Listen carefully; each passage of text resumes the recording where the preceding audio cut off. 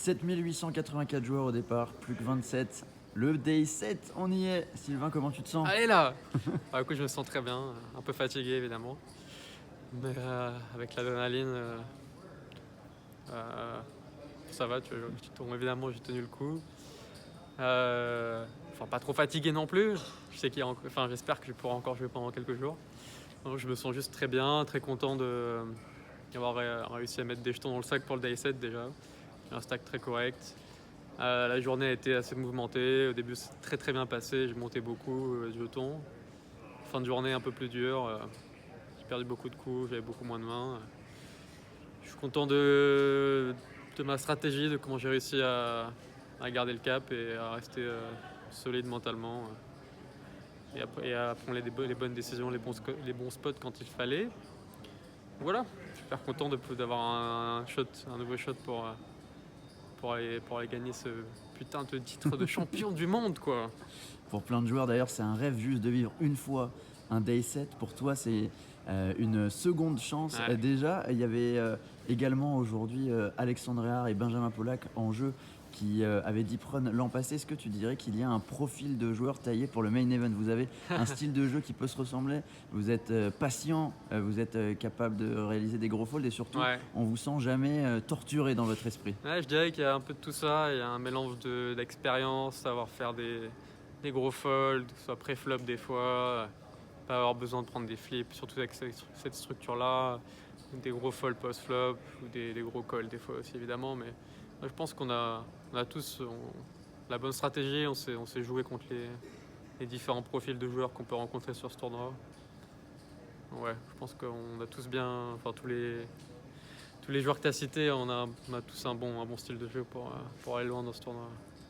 Journée qui a plutôt pas mal débuté avec notamment une rencontre 2 As contre 2 Ouais, Rois. tout à Hier, fait, tu avais eu 2 Rois contre 2 Deux As. As. Cette fois, c'est allé dans le, C'est allé dans le bon sens, Alors, ouais. raconte-nous un peu ta journée en termes de swing. Comment Ouais. ça s'est passé? Écoute, j'ai démarré à 3,6 millions. Je dis pas de bêtises, c'était ça. Je suis monté tranquillement, je crois. J'ai monté un peu des jetons, monté à 6 millions.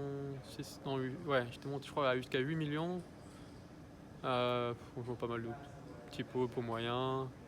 J'ai perdu un pot un pot assez gros de 2 millions. Je retombe à 6. Là, il y a un nouveau joueur qui arrive à ma table.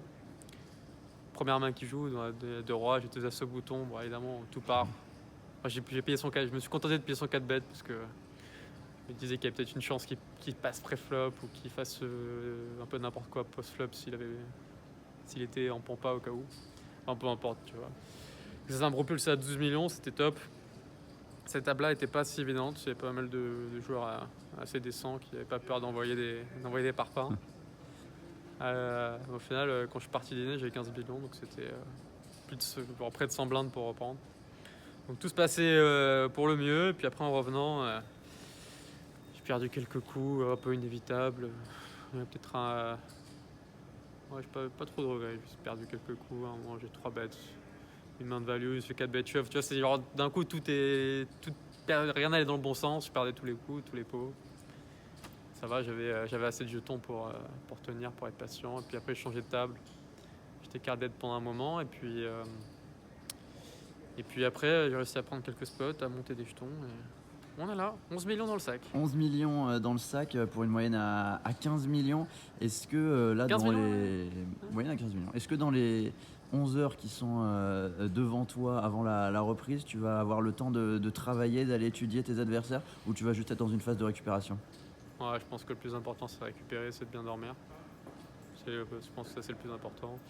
Puis après, si j'ai un peu le temps demain matin, j'essaie peut-être de regarder un peu le coverage, de regarder quelques mains, demander à droite à gauche à d'autres joueurs s'ils ont des infos qui peuvent être intéressantes à me donner.